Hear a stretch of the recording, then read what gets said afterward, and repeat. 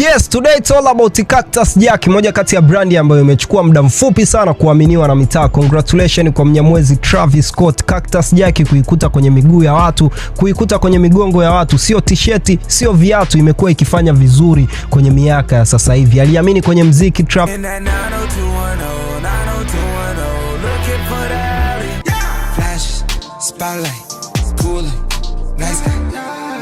Scott mziki ukaamini kwenye yeye, dunia ikashuhudia talent alionayo na kumpa nafasi ya kufanya vingi zaidi ya mziki. Tumemshuhudia akifanya collaboration na makampuni kama Nike, Christian Dior, A Bathing Ape. Mamen 212 The Chief yuko hapa kwenye Runaway kwa ajili ya kutupa full story grinding ya Cactus Jack na Travis Scott, ilikuwaje mpaka akaweza kuconnect na ulimwengu wa mavazi na kuaminiwa na kampuni kubwa kama Nike. Mimi naitwa Brain, stay kwenye Runaway. Mamen 212 The Chief kama kawa, kama kawa Mnyamwezi. Bila kuchoka. Leo tunadondoka maandishi matatu USA kwa Mnyamwezi Travis Scott uko Houston, Texas. Ndio. Kwenye playlist yangu huwezi ukakosa ngoma zake kama Highest in the Room, Butterfly Effect, na collaboration na Wanyamwezi kama kina Thaga Hot. Tin tin tin tin tin. What is like mimi sasa mimi nakurudisha kwenye Mnyamwezi yani. Butterfly Effect so poa. Pose level inache.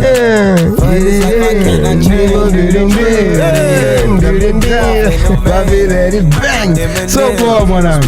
Cactus Jack tumeiona ikifanya vizuri kwenye ulimwengu wa mavazi. Mimi nataka utupe historia, ilikuwaje mpaka akaweza kuconnect na ulimwengu wa fashion Mnyamwezi? Noma sana, kwa sababu tukizungumzia fashion na Travis basi lazima tuzungumzie mziki, kwa sababu mziki ndo umempa jina, hilo jina akaliweka kwenye fashion. Kwa lazima tuanze na nini?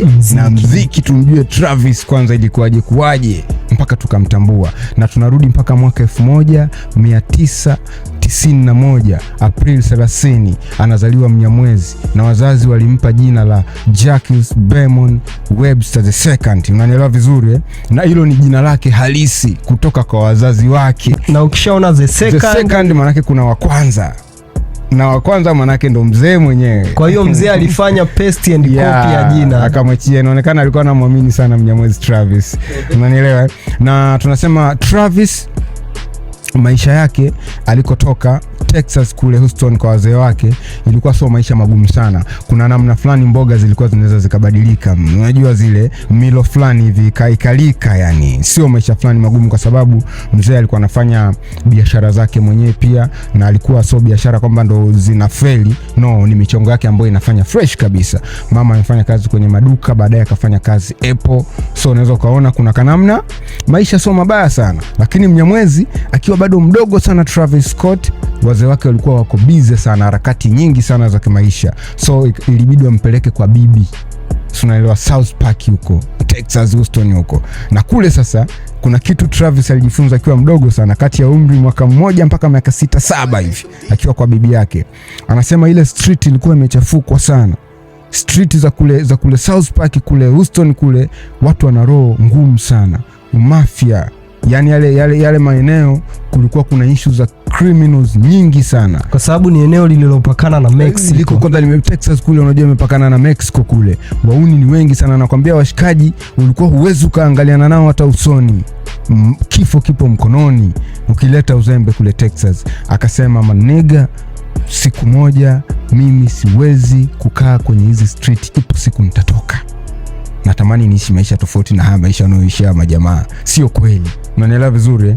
Na baadaye kidogo alivyoanza shule na mazingira fulani, alirudi kwa wazee, na pale sasa akapiga kamaliza mpaka high school, au sio bana eh? Akiwa na miaka kama 17 high school kamaliza, ikabidi aende chuo, na chuo ilimtosha miaka 2 tu, akaachana na chuo. Akasema my main focus ni mimi kupambana na huu muziki mpaka unipe pesa.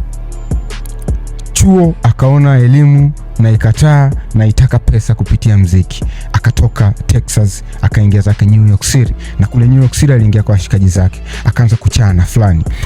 Hata zamani unajua alikuwa bado pia wanachana nini, lakini sasa shule unajua, ila ni ile dream, kuna kitu kipo ndani yangu mimi nataka watu wafanyaje, wakijue, kwa sababu pia kulikuwa kuna DNA vya muziki. Baba yake alikuwa anafanya pia muziki Kinyamwezi, hata babu yake pia alikuwa anafanya jazz, muziki fulani, ila hakuwahi kutoboa. Ndio maana sasa kati anapambana akiwa pia New York kule, alikuwa bado anatumia Jacques Bemon Webster second, alikuwa bado anatumia jina lake kabisa. So akiwa kule na washikaji nini kuchana, ikabidi abadilishe jina, na kuna watu ambao wanajua Travis Scott ni jina lake labda pengine kabisa, kwa sababu limekaa kabisa, ni jina ambalo liko formal, unanielewa. So ila kiuhalisia ni kwamba Travis ni jina la anko wake, mjomba aliyekuwa anampenda sana Travis vibaya mno. Travis ile jina akajibless pale, likawa la kwanza Travis. Alafu Scott ni mtu aliyemuinspire sana kwenye muziki, idol wake tunamuita Kid Cudi, Mnyamwezi yule anachana, ni best rapper mpaka sasa hivi, anafanya vizuri sana Kid Cudi.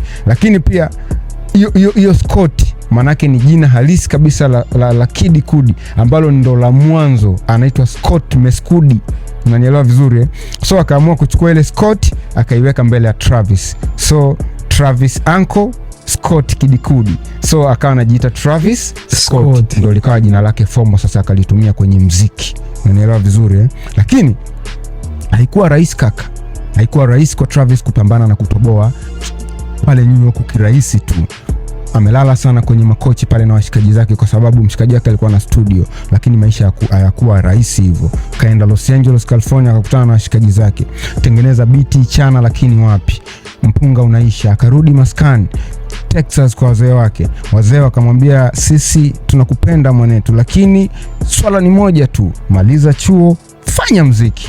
Akaona mnanitania wazee wangu, akatoka Texas. Ni kama wazee walimfukuza bana, sasa wewe umeshindikana.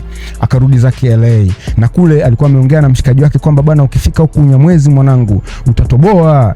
Kufika kule mshikaji akamkataa, mawasiliano hakuna. Lakini akiwa bado anazubazuba hotelini nini na mazingira fulani, alikuwa anatuma sana emails Mnyamwezi kwa wasanii, maproducer, ma DJ, wazee mimi najua, lakini hawakuwahi kushika simu zake. Ila pale sasa akatumiwa email na mmoja ya producer Kanye West, Jobless, ikawa ni kama shavu kwake.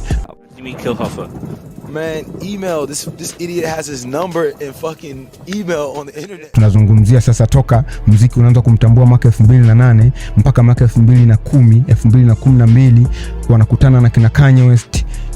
Good Music pale alisign kama indoor producer ndani, ambaye alikuwa anatoa madude. Kakutana na kina TI, akaanza sasa kufanya muziki ule serious. 2014 anatoa mixtape yake ya kwanza kali, Days Before Rodeo.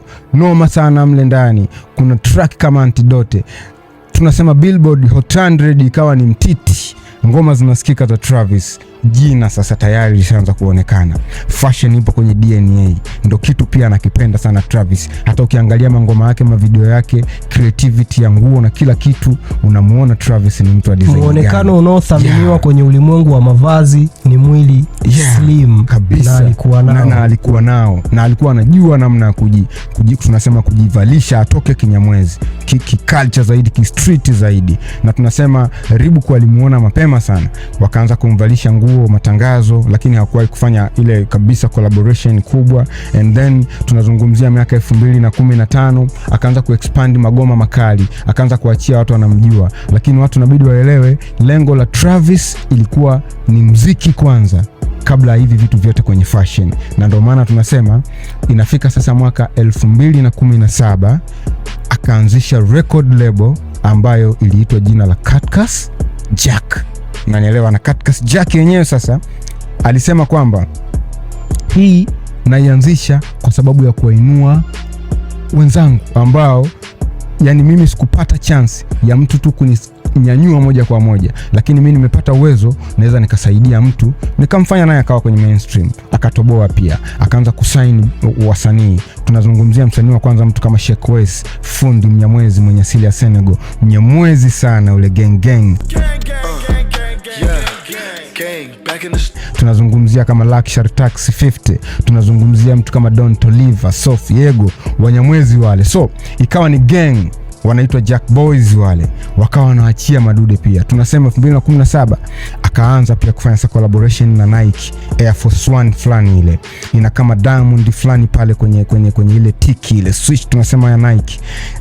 Akaanza sasa kuwa karibu na baadhi ya makampuni na watu wakawa wanamuona. Na unajua kwa nini alikuwa karibu sana? Kwa sababu jina tayari analo, so watu kufanya endorsement, watu kusema kuwekeza kwako ni rahisi sana kwa sababu jina kashalitengeneza. Na ndio maana tunasema 2018 wakati amefanya mabalaa makubwa, na hapo sasa ndo tunasema washafanya collaboration na baadhi ya Jordans na Nike, lakini ilikuwa bado hajafanya ile kwa ukubwa kabisa, ila watu walikuwa wanaangalia. 2018 tunazungumzia Jordan 4 blue fulani hivi ya Cactus Jack, kali sana zinatoka. Sasa pale ndo watu wanaanza kuona Travis anatoa madude makali, kwa sababu mguu ulichobadilika ni rangi na kale ka Cactus Jack, kale ka jina cha Travis.